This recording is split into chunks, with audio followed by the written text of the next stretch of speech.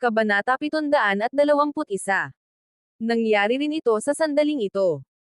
Sabay-sabay ding umugang ang mga pangunahing tuktok ng The Boundless Academy. Enerhiya ng talam, puwersa ng kamao, tunay na enerhiya. Sabay-sabay na sumabog ang napakaraming enerhiya. Agad na binalot ng kamangha-manghang momentum ang buong The Boundless Academy. Pride Peak. Sa isang luma at sagradong bulwagan. Isang gininto ang sinag ng Diyos ang sumikat sa kalangitan. Sa bulwagan. Nakadalawang paa si Jindy sa kawalan. Hindi mabilang na sinag ng apat na sinaunang simbolo ang kumislap sa kanyang katawan, dala ang hindi mabilang na matatalas na talam. Ang hiwa sa kalawakan ay parang hindi mabilang na mga bitek, parang mga kaliskis ng isda na lumilipad pa atras. Ang mga ito ay napakalinaw. Ang Royal Battle. Boom! Ang kapangyarihan ng kawalan ay agad na muling umikot, na parang libu-libong espada ang tumatagos dito. Malayo, sa isang espasyong 1,000,000 kilometro ang layo mula sa unang palapag ng The Boundless Academy. Doon. Sa ibabaw ng kawalan, isang malaking gusali ang lumitaw. Ang gusaling ito ay parang isang sagradong sky city na may metallic luster. Ang buong lungsod ay nakabitin ng daan-daang libong metro ang taas, na may misteryoso at makapangyarihang aura. Hindi mabilang na mahiwagang linya ang nakaukit sa malametal na panlabas na dingding. Ang ganitong uri ng tekstura ay tila nakaranas ng pagsunog ng apoy, na nagbibigay sa mga tao ng pakiramdam ng pagkapunit. Ito ang bundok Shuangkong. Ang buong bundok Shuangkong ay may habang 10,000 milya. Ito ay makapangyarihan, parang isang natutulog na banal na metal na dragon na may mapang-ipang aura. Buzz. Dalawang matutulis at kakaibang sinag ng Diyos na nagliwanag sa kalangitan. Ang kakaibang sinag ng Diyos na ito ay naiiba sa anumang uri ng enerhiya. Hindi ito sumanib sa kalikasan, ngunit hindi ito isang mutated property power. Gayunpaman, tila tinatakpan nito ang lahat, na may aura ng kontrol. Kasunod ng dalawang sinag ng Diyos, natagpuan niya ang pinagmumulan at nakahanap ng isang palasyo sa bundok Shuangkong. Isang bahagyang maaninag na figure ang tumawid sa kawalan at umupo nang nakakross ang mga paa. Patuloy na umikot ang mahiwagang kariktan sa kanyang katawan, at dalawang sinag ng Diyos ang lumabas mula sa kanyang mga mata. Ang mabilis na pagsabog ng sinag ng Diyos ay tumagal ng halos 10 hininga bago ito unti-unting naglaho, at ang mahiwagang liwanag sa paligid nito ay naglaho rin, na nagpapakita ng tunay nitong anyo. Si Tian Guzi, ang kahalili ng bundok Shuangkong, ang kinoronahan bilang Little Martial Emperor. Sa sandaling ito, ang katawan ni Tian Guzi ay nababalot ng isang uri ng aura na parang unmortal sa ibang mundo. Habang bumubuka at pumipikit ang kanyang mga mata, malabo niyang makikita ang mga sinag ng ginintuan at pilak na Diyos na sumasabog. Sa wakas ay nakaabot na ang Magnetic Divine Art sa ika-10 yugto at naabot na ang antas ng pagiging kaisa ng magnetic force. Sa pagkakataong ito, gusto kong makita kung sino ang magiging katapat ko sa Royal Battle. Ang mga mata ni Tian Guzi ay naglalaman ng sinag ng isang ginto at pilak na Diyos habang dahan-dahan siyang nagsasalita. Malayo, sa isang hanay ng mga bundok na napapalibutan ng mga bundok. Isang lumang pinto ang nakatayo sa loob nito. Napuno ng metallic aura ang pinto. Bagamat hindi ito marangyang pinalamutian at kakaunti lamang ang mga bakas nito, ang ilang bakas na ito ay may taglay na isang malakas na aura. Isang matipunong gusali ang nakaunat mula sa gate. Ang gusali ay sumasaklaw sa isang lugar na 100 kilometro. Sa loob, hindi mabilang na mga gusali ang magkakaugnay, at mas marami pang mga gusali ang itinayo sa mga taluktok, na bumubuo ng isang mahusay na mar-angle na poster. Maraming matipunong figure ang patuloy na lumilitaw sa malaking gusali, na may mga tunog ng pagkapunit sa kanilang mga katawan. Matatangkad at malalakas sila, at bawat galaw nila ay may taglay na matalas na puwersa. Tila naglalarawan ang buong akademya ng isang uri ng aura na tinatawag na kapangyarihan. Sa isang malaki at magaspang na bulwagan. Dalawang figure ang naroon. Kabanata 722. Isa sa mga tao ay isang payat na matandang lalaki na puno ng kulubot ang mukha. Ang kanyang nakagugulat na mahaba at ubaning buhok ay malapit nang dumampi sa lupa. Ang kanyang namumugtong mga mata ay parang mga tuyong bukal, na parang anumang oras ay maglalaho kasabay ng hangin. Nakasuot siya ng abuhing damit, na napakalapad at halatang hindi kasya sa kanya. Sa tapat ng matandang lalaki ay isang maliit na babae, na bahagyang mas maliit kaysa sa isang ordinaryong babae. Ang kanyang balat ay kasenputi ng nyebe, at ang kanyang mga kilay at mata ay magaganda. Siya ay tunay na isang kahanga-hangang kagandahan. Siya ay 17 o 18 taong gulang lamang. Gayunpaman, ang kanyang magandang mukha ay may matatag na ekspresyon na hindi taglay ng isang ordinaryong babae. Ipinapakita nito na kayang tiisin ng babaeng ito ang mga paghihirap. Kung nandito si Zephyr, tiyak na makikilala niya ang babaeng ito. Ang taong ito ay ang unang senior sister ng Divine Body Sect, si Yan Jiu, na nagligtas kay Iron Lion. Har! Isa kang pambihirang henyo sa kasaysayan ng Divine Body Sect, lalo na ang iyong saintly being ni King Kong, na natural na angkop para sa mga body tempering techniques. Kaya naman, ang iyong mga tagumpay at lakas ay talagang higit pa sa mga ordinaryong tao. Dahil ang iyong cultivation ay nasa kalahating hakbang na patungo sa langit, natural na kakaunti ang mga kalaban sa kompetisyong ito. Gayunpaman, gusto kong maabot mo ang top 300 sa kompetisyong ito. Kung tungkol sa kapalaran, hindi ito pinahahalagahan ng ating Divine Body Sect. Master, bakit? Bahagyang gumalaw ang magandang mukha ni Yan Jiu at nagtanong ng may kuryosidad. Dahil maraming disipulo ang kalahok sa Royal Battle, at maraming henyo sa kanila. Kung ipapakita mo lahat ng iyong mga trump card, maaaring hindi ito magandang bagay. Kailangan mo lang makapasok sa top 300. Iwanan mo ang iyong mga trump card dahil ang labanan ay hindi lamang para sa hegemonya. Nakangiting sabi ng matanda. Kasabay nito. Sa isang sinaunang templo na napakalayo sa Divine Body Sect. Isang magandang babaeng nasa katanghaliang gulang na may magandang pangangatawan ang nakatayo roon. Ang magandang babaeng ito ay nakasuot ng mararangyang damit. Maputi ang kanyang balat at pino ang kanyang aura. Siya ay nasa mga 30 taong gulang. Ang ganitong edad ang pinakakaakit-akit na panahon para sa isang babae. Ang magandang dalagang ito ay mas kakaiba pa. Maging ito man ay sa kanyang pangangatawan o ugali, siya ay parang isang hinog na peach. Sapat na ito para lunukan ang laway ng sinumang lalaki. Isang figure ang nakaupo nang nakakross ang mga paa sa tapat niya. Mula sa magandang arko, makikita na siya ay isang magandang babae na kayang magpabagsak ng mga estado at lungsod. Bagamat hindi makita ang kanyang mukha, sapat na ito para hindi makawala ang mga tao sa kanilang mga sarili. Feng Yi. Huwag mo akong biguan sa pagkakataong ito.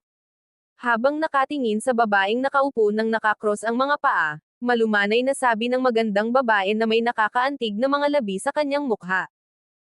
Ang kanyang boses ay matamis at kaakit-akit. Umuungol. Isang galit na ungol ng dragon ang nagmula sa isang marangyang vilya sa bundok. Ito ang manor ng Little Dragon King. Ang boses ay may taglay na napakalaking kapangyarihan, na parang isang demonic dragon ang nagising. Sa sumunod na sandali, isang malaking vortex ang lumitaw sa buong guwang. Sa gitna ng vortex, isang kakilakilabot na hangin ang nabuo, at pagkatapos ay ito ay lalong lumakas. Para bang isang malademonyo na dragon ang pumipilipit. Saan man ito magpunta, may iba't ibang uri ng nakakabaliw na alon. Break. Isang boses na puno ng intensyong pumatay ang dahan-daang pinakawalan. Sa isang iglap, ang lugar sa loob ng radius na ilang kilometro ay tuluyang sumabog. Saan man siya magpunta, lahat ng bagay sa loob ng 1,000 metro mula sa kanya ay agad na nagiging alikabok at maging kawalan. Sa di kalayuan, isang lalaking nasa katanghaliang gulang ang tumanggo ng may kasiyahan.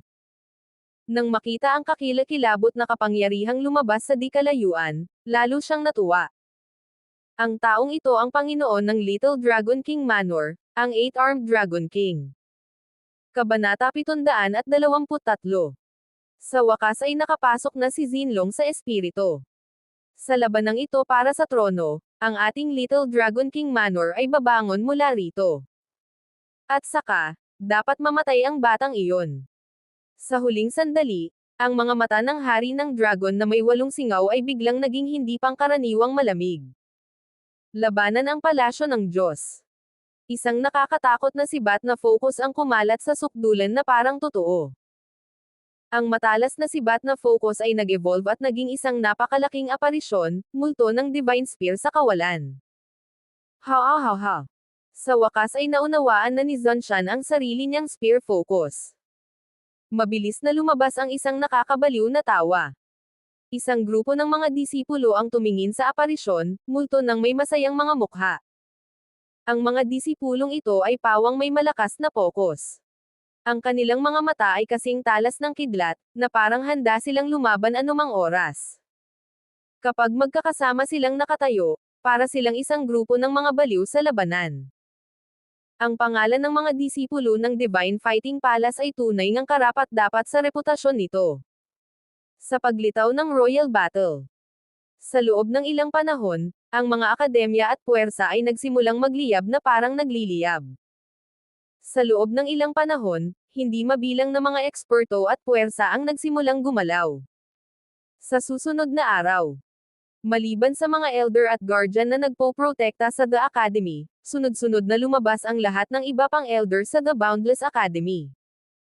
Dinala ng lahat ng matatanda ang kani-kanilang mga disipulo. Sa loob ng isang panahon, bihira ang momentum sa The Boundless Academy. Bawat disipulo ng main peak ay mayroong nakakatakot na fighting will, at ang tunay na enerhiya sa paligid nila ay malinaw na hindi mahina. Tunay nga, ang mga maaaring makapasok sa hanay ng mga inisyado ng akademya ay hindi kailangang maging mahina. Bawat isa sa kanila ay may talento. Sa pagkakataong ito, ang mga outer disciples ay hindi kwalipikadong lumahok. Kahit gaano pa kahirap ang gawin ng outer disciple, hindi niya maalis sa isip niya na ang malalakas ay iginagalang sa The Ethereal Land. Sa akademya, ang katayuan ng inner disciple ay sumisimbolo ng lakas. Siyempre, walang posibilidad na sumali ang outer disciple. Bagamat malupit ito pa rin ang batas ng lubos na paggalang sa malalakas. Umuungol. Ungol dagandong. Niyanig ng mga ungol ang kalangitan. Isang figure na may habang 100 metro ang dahan-daang lumitaw sa void. Mayroong hindi maitagong kamahalan sa figure, na tila nahahawakan, at agad na bumalot sa kanya. Ang ilan sa mga disipulo ay nagsimulang umatras ng ilang hakbang, naghahabol ng hininga. Diyos ko! Isa ba itong six-winged Skywind Beast? Isa itong halimaw na may 6 na pakpak sa langit. Nagulat ang lahat ng mga disipulo nang makita ang mga nakakatakot na ibon sa void. Maging si Zephyr ay nagulat sa pagkabukas palad ng The Boundless Academy. Ang buong katawan ng six-winged Skywind Beast ay nababalutan ng berdeng liwanag. Sa ilalim ng berdeng liwanag, may ilang kulay berdeng balahibo na tila lubhang kapansin-pansin. Ang katawan ng kabilang panig ay daan-daang metro ang laki. Ang 6 na napakalaking kulay berdeng pakpak sa likod nito ay dahan-daang nakabuka. Ang mga ito ay hindi bababa sa 100 metro ang laki. Kilala ang six-winged Skywind Beast sa bilis nito. Sapat ang bilis nito para malampasan ang mga eksperto sa agility. Bukod dito, ito rin ang pinakamahirap na nilalang na paamuin. Sila ay napaka-arrogant. Kapag sila ay nabihag, karamihan sa kanila ay pipiliing mamatay. Mas gugustuhin pa nilang mamatay kaysa sumuko. Kabanata 724. Sa itaas ng kalangitan, mayroong higit pa sa 1 Mozen six-winged Skywind Beasts. Hindi nakakapagtaka na napakabukas palad niya. Medyo maamo ang six-winged Skywind Beast. Gayunpaman, napakahirap itong paamuin. Lalo na kung ikukumpara sa isang mababanggas na halimaw na nasa ranggong ika-5 ranggo, mas mataas lang ang lakas nito sa pakikipaglaban. Hindi ko talaga maisip kung paano sila nagawang paamuin ng Academy. Malinaw na bibihira para kay Bear Murray na makitang pinapagana ng The Academy ang six-winged Skywind Beast. Napakalayo ng banal na lungsod ng ulap mula rito. Iniisip ko na aabutin ng halos 1 buwan ang pagsakay sa isang barkong pandigma. Pero ngayon, aabutin ng hindi bababa sa kalahating buwan ang pagsakay sa isang six-winged Skywind Beast. Sigaw ng isang alagad. Lahat ng mga disipulo, umakyat kayo isa-isa. Sunod-sunod na sumigaw ang mga matatanda at matataas na opisyal ng pangunahing bundok. Sinundan ni Zephyr ang isa pang kataas-taasang papike at lumipad patungo sa six-winged Skywind Beast. Zephyr. Hindi ko inaasahan na maglalakas loob kang pumunta. Pagkaupo pa lang ni Zephyr, isang malamig na boses ang dahan-daang umalangaw-ngaw sa tainga ni Zephyr. Bahagyang gumalaw ang kanyang mga mata. Nakakita na si Zephyr ng isang taong nakaupo nang nakakrus ang mga paa sa isang napakalaking six-winged Skywind Beast. Ang kanyang mga mata ay naglalaman ng mga hibla ng madilim at malamig na kinang, puno ang mga ito ng kabangisan. Ang hangaring pumatay sa loob nila ay hindi na itago habang patuloy itong lumilitaw. Ang taong ito ay si Dong Fangxiao. Kung ikukumpara sa Dong Fangxiao noong kalahating taon na ang nakalilipas, malinaw na mas malakas siya sa panahong ito. Ang momentum at ang pagbabago-bago ng kanyang tunay na enerhiya ay higit pa sa mga ordinaryong martial arts cultivator na kalahating hakbang ang layo mula sa spirit realm. Malinaw na malaki ang naging pag-unlad ni Dong Fangxiao sa panahong ito. Kung maglakas loob kang sumama, bakit ako hindi? Sabi ni Zephyr nang may bahagyang ngiti, ngunit walang bahid ng pagkailang sa kanyang tono. Ang kanyang kalmadong hitsura ay agad na ikinairita ni Dong Fangxiao. Kung ikukumpara sa lalaking ito, si Zephyr ay tumaya sa isang tao bukod kay Dong Fangxiao. Tila kalmado at walang pakialam ang lalaking ito, ngunit nang imulat at ipikit niya ang kanyang mga mata, mayroong isang matalas na sinag ng Diyos na kumikislap sa mga ito, na parang mayroong isang sinaunang banal na sandata sa mga ito, na nagbibigay sa mga tao ng isang hindi maarak na pakiramdam. Nang makita niya ang kabilang panig, tumingin din ang kabilang panig kay Zephyr. Nang makita niya si Zephyr, biglang nagbago ng husto ang mukha ng lalaki. Sa kanyang mga mata, ang mabangis na liwanag ay hindi mas mababa kaysa kay Dong Fangxiao. Ang lalaking ito ay si Chad Skylark. Sa oras na ito, ang tunay na enerhiya na nakapaloob sa katawan ni Chad Skylark ay nakikita pa rin ni Zephyr. Ang tunay na enerhiya sa katawan ng kalaban ay parang usok, at ang kanyang lakas ng dugo ay tumataas. Ito ay napakalawak. Sa ganitong poster, kitang-kita na ang kanyang lakas ay bumuti ng malaki. Ang cultivation ng taong ito ay malamang na hindi mas mababa kaysa sa isang ordinaryong kalahating hakbang patungo sa espiritu. Bagamat may malaking agwat sa pagitan niya at ni Dong Fangxiao, talagang kakilakilabot na makakagawa siya ng ganitong pag-unlad sa napakaikling panahon. Bahagyang kumurba ang mga sulok ng bibig ni Zephyr, at tumigil siya sa pagtingin sa mga ito. Gayunpaman, hindi gaanong maraming disipulo ang nakasakay sa six-winged Skywind Beast. Isa lamang si Dong Fangxiao ang nakita ni Zephyr. Malinaw na ang mga natitirang disipulo ay may ibang kaayusan. Kahit si Zephyr ay hindi nakita si Aurora Greenwood. Paglingon ni Zephyr, tumigil siya sa pag-iisip tungkol doon. Tara na. Sulong. Tara na. Habang humahagulgol ng matagal ang mga elder, agad na itinaas ng lahat ng six-winged Skywind Beasts ang kanilang 6 na pakpak hanggang sa sukdulan. Umuungol. Kasabay ng mahahabang ungol. Bigla, may malakas na tunog ng pagkapunit sa espasyo. Chapter 725. Boom. Ang makapangyarihang puwersa ay pinakawalan sa isang iglap. Ang nakakatakot na pressure ay naging dahilan upang sumigaw sa takot ang maraming disipulo. Ang kanilang mga katawan ay nagsimulang maging hindi matatag, at ang ilan sa kanila ay lumipad papalabas ng six-winged Skywind Beast. Kung hindi dahil sa mga elder ng six-winged Skywind Beast na mabilis na umatake, malamang ay lumipad na sana sila pabalik. Umupo ka ng mahigpit. Sabi ni Maxim Callahan sa pamamagitan ng komunikasyon ng banal na pandama. Kahit hindi malakas ang boses, sapat na iyon para maabot ang pandinig ng lahat. Sa sumunod na sandali, Malinaw na naramdaman ni Zephyr na isang patong ng mahinang enerhiya ang nagsimulang bumalot sa katawan ng Six-Winged Skywind Beast, na bumubuo ng isang malamonolitong nilalang na nagpoprotekta sa lahat ng mga disipulo. Si Maxim Callahan ang sumalakay. Gumamit siya ng isang sinag ng enerhiya kung sakali. Haha, malayo pa ang lalakbayin natin bago natin marating ang banal na lungsod ng ulap.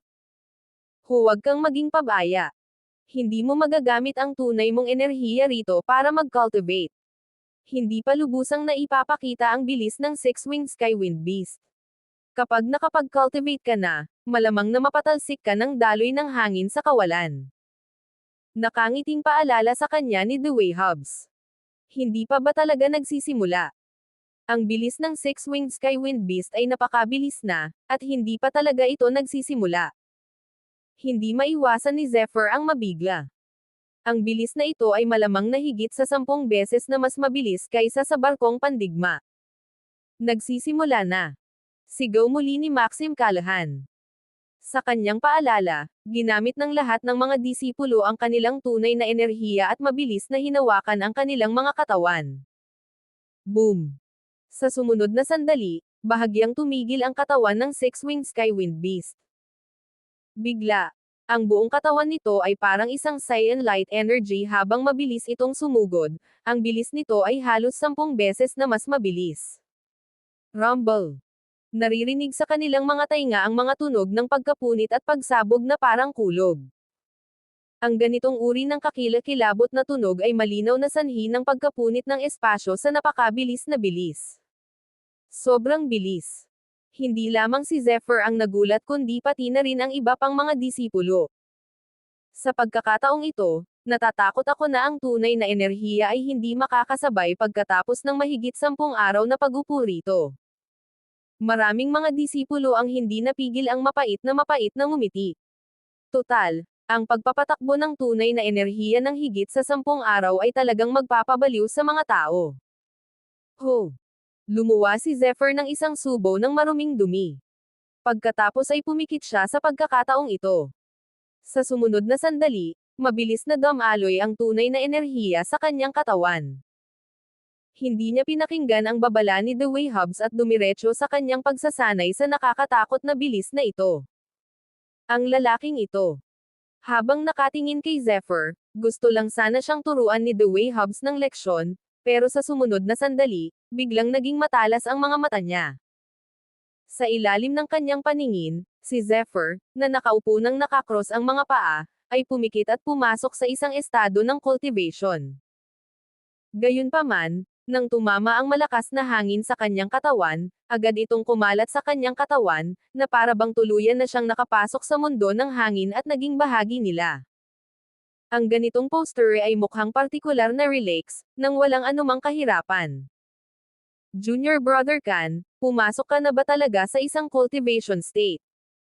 Nang makita ang matatag na posture ni Zephyr sa pag-upo, agad itong naging dahilan upang makita siya ni Vermeer at ng iba pa. Nang makita ang relax na hitsura ni Zephyr, bigla silang nagpakita ng gulat na tingin.